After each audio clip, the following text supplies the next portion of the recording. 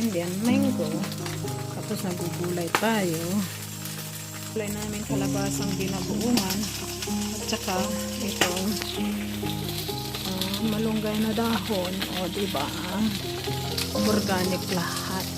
Ayan, lagay na natin. Gulay natin.